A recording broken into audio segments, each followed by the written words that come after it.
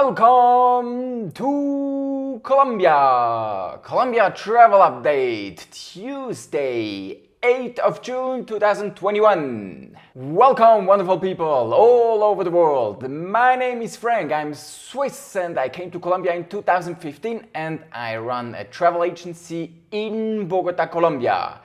And today I'm going to discuss the travel update with three different topics. It's the new resolution 777 that starts today. Then we have COVID numbers and I'm going to talk about the protests. I actually don't want to make that video, but some colleagues of mine with the YouTube channel from Medellin published two really bad videos with highly misleading information I found. So I thought I need to give some more information to everybody interested in Colombia, outside of Colombia, to give you a little bit of a better picture of what is going on right now here in the country. So as you can see, this is my desk. That's a totally new perspective. I think we never had a video like this, but this is how I work. So let's just start into the topic. By the way, all the numbers I'm going to present you, I searched all around the internet, so no guarantee if they are correct or not, but I would say most of them are more or less in the range. So let's start with the resolution 777 starting today. That was published on the 2nd of June, and this resolution describes all the measures and everything in accordance with COVID. So the way we are going to go forward, what we need to do, what are the restrictions, etc., etc. So this replaces the resolution 666 that started last year. So it's a replacement, and this resolution also makes quite some sense because it's going towards the opening and has three stages. Today we are going to start with the first stage, and this is as following. I have to read it here from my document. So until 69% of the first priority batch is vaccinated, and this includes people 50 years and older and everybody 16 years and older with preconditions. And the rules are following. If the ICUs, the intense care units, are below 85% occupation, events and bars and so on can work with a capacity, max capacity of 25%.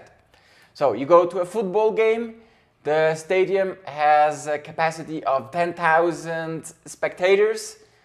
During that stage, with low COVID numbers below 85%, 2,500 people can go in and watch the game. When the ICUs are above 85%, then there is a max of 50 people, 50 people. So that's a drastic change. So it really depends on the ICU levels during the first stage.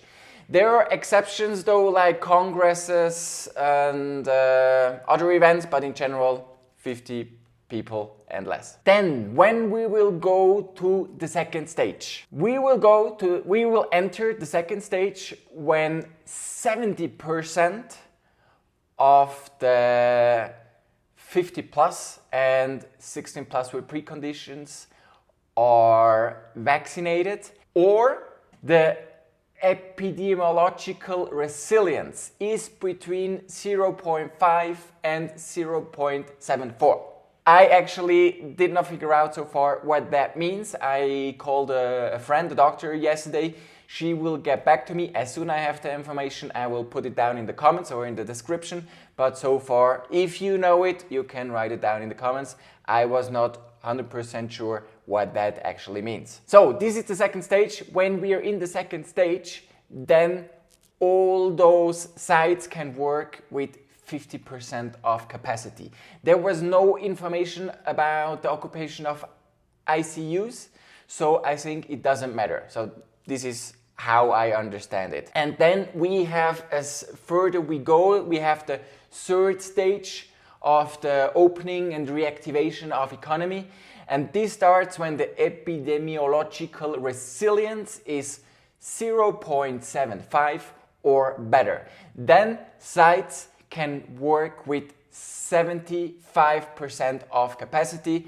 Again, there is no condition with the occupation of ICUs. For travelers, the most important information is starting from today with the resolution 777 getting into power. So, no more CoronaApp for national flights. No more PCR test for immigration to Colombia. No more curfews or ley seca. Generally, there is still the requirement for face masks. You leave the house, the apartment, the hotel, everywhere you go, face mask. Then there are also the requirements of minimum distancing. Usually that's 1 meter. In other areas or inside bars, dancing areas, it can be 2 meters or different measures. You will find details in the document. Then maximum occupation, we talked about that, and also the sanitize requirement with hand washing and so on and so on.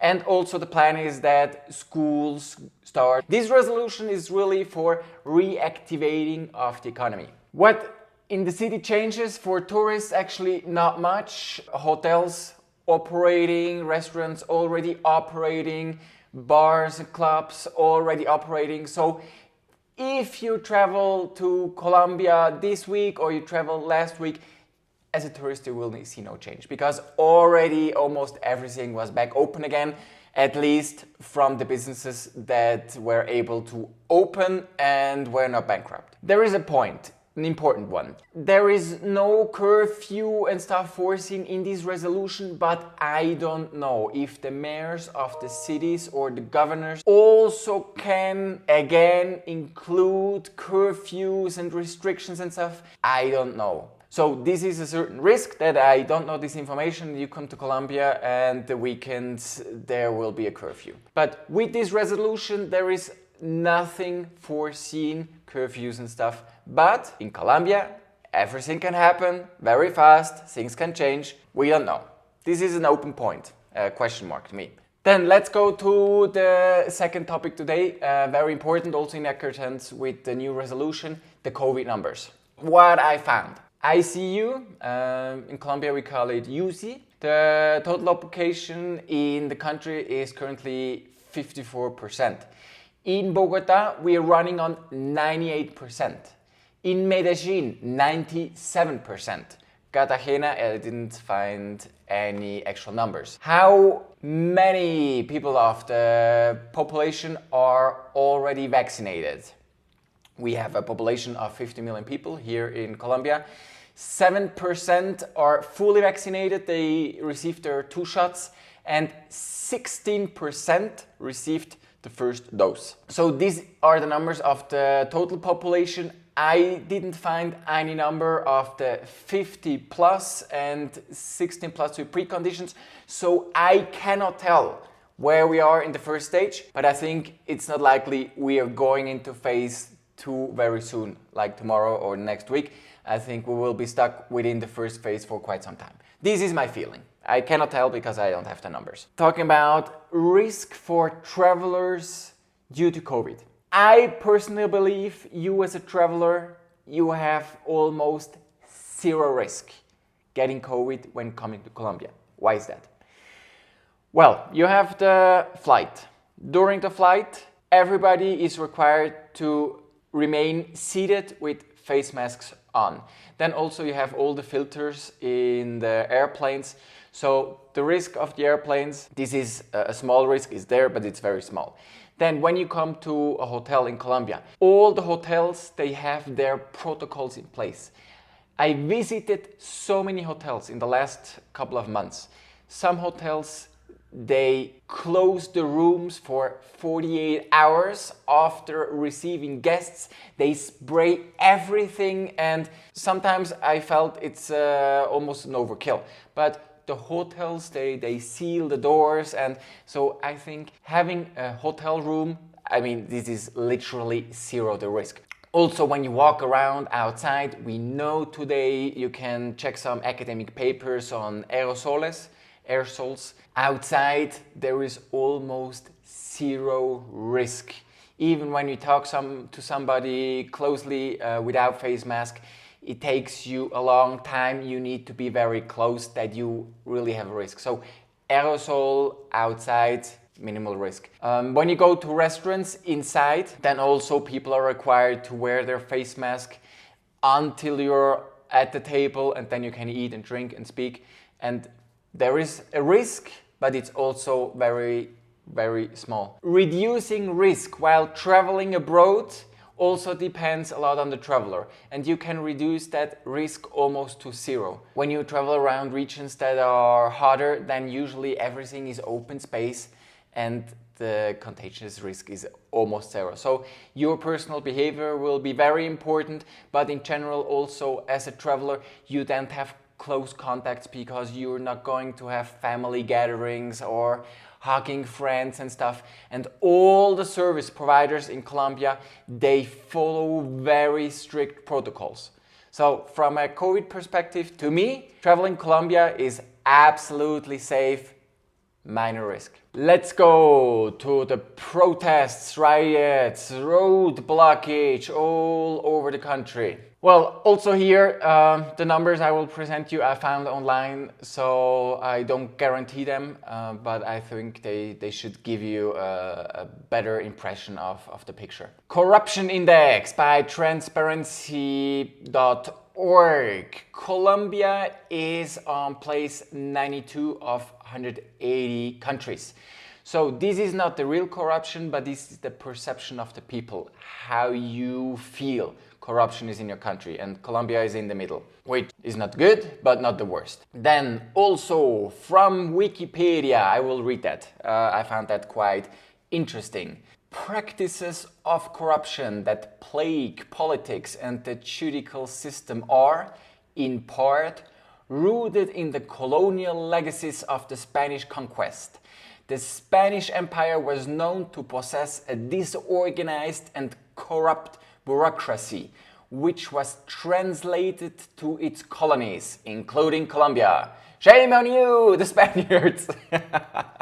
Well, this is a heritage we have in Colombia. Then, minimum salary is 908,526 Colombian pesos, which is around $250. The salary of a congressman is 34,470,000 pesos.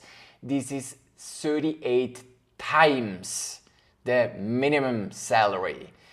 If you add expenses, fringe benefits, the stuff they can hire, additionally air tickets, insurance, and so on, you get up to a total monthly cost of 94,307,150, which is like 100 times the minimum salary.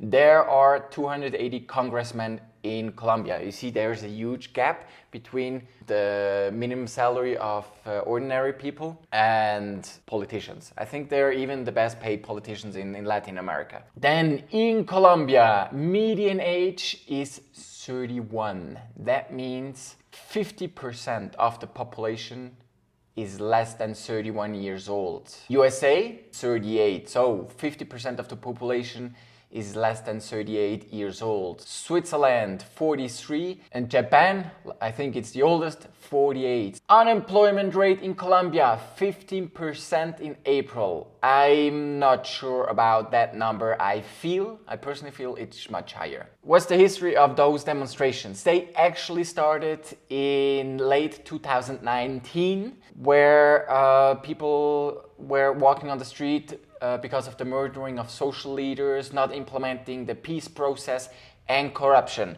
This went on until the Christmas holidays. Then everybody was busy with family and gatherings and everything, so no more marches. And then it started again a little in 2000, and then we had COVID and we were locked up for half a year. So these marches are the continuation of what started in 2019. On the 28th of April this year, 2021, those marches started again, and what they're actually demanding. And interestingly, you have to see it's the young generation. You see young people, the younger generation, and they're demanding for a new social contract. Also, there was a tax reform planned, which they said would put more taxes on middle and lower class and not tax the rich and companies. This tax reform is off the table by now. And then a very important point, people are demanding no more marmalade. Marmalade, it's marmelade. It's called the corruption here in Colombia, giving jobs and contracts to family and friends. It seems to be a very common concept here. Then we have currently the healthcare reform, which is also, people are not happy with the healthcare system. Lower incomes have not the good access when you go to the countryside, very bad access to the healthcare system. Failing peace process and killing of social leaders. The government wants to spray with glyphosate. Again. Also, the demonstrators are asking for police reform. There was police violence against peacefully demonstrating citizens. And then there's one of the most important points, lack of education and job opportunities. So the young generation, they feel lost, that they cannot afford university, and if they can afford university, there is no space at the university, because in Colombia you have a private and a public system, and the public system is not funded very well, as far I understand. So this is what the demonstrators, the young generation, ask for. I found some numbers because of clashes between the police forces, and also now the army is involved, and the demonstrators. We face 75 dead, maybe less, maybe more, I don't know, this is the number I have. 400 vanished people, 800 demonstrations, 1,100 blockades, and the biggest hit was in Cali. Pictures I saw from there on social media, ugly, nothing nice. So Cali was hit a lot. Then also in Bogota we had some hard stuff going on. 40 stations of the Transmilenio bus system are destroyed. I left Bogota 2 weeks ago through the south, and there were burning tires on the road, so we had to drive all the way around. There was the skeleton of a Transmilenio bus. There were some violent riots going on.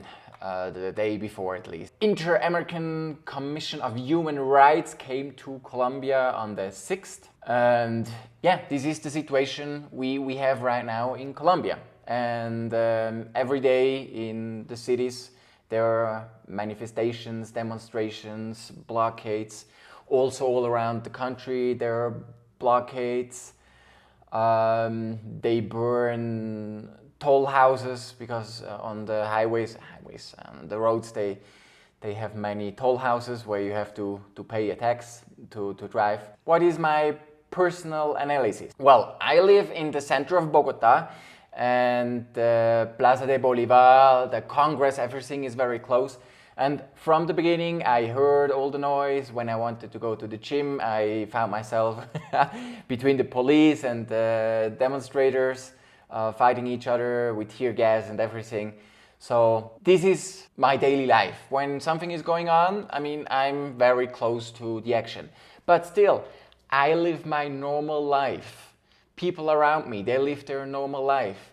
We are far from civil war or something. This is nothing like this is going on, but people are demonstrating every day in different sites in the country, in the city, and yeah, roads are blocked, the Transmilenio bus system is not working, or it's working, some stations are out of order.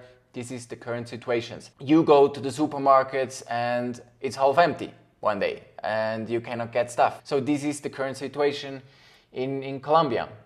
Crime rate is For sure, it's up from what I hear and what I see, and people aren't having jobs. The COVID hit the country hard. If people have nothing to eat, I mean, they need to get it from somewhere. So crime rate up. The risk of a civil war, I don't see. That's my personal opinion. I don't see that right now. But also, I do not see those demonstrations ending soon. Because the young people, they want a new social contract. But the politicians and the people in power, they don't want change. So I see no common territory right now. So this situation will go on for how long? I don't know. Congress elections will be next year in March 2022. Presidential elections also next year in May 2022. What does that all mean for tourism? Well, I had after COVID in January reactivation. We felt that here people were starting sending us email and booking stuff. And then in April, when that all started, I had to cancel most of the trips with my client. Because my issue is logistics. I cannot plan. I don't know. How can I bring the people from the north of Bogota to the city center when there are protests? How can I organize a terrestrial transportation from one place to another when they block the road? It's the uncertainty. We cannot plan because we don't know what's going to happen. It might happen that travelers come to Bogota and then they're locked up in their hotel for 3 days. So I lack security to plan a client trip right now. I would say it's not impossible to travel to Colombia. Still, you can travel to Colombia, but there are some constraints.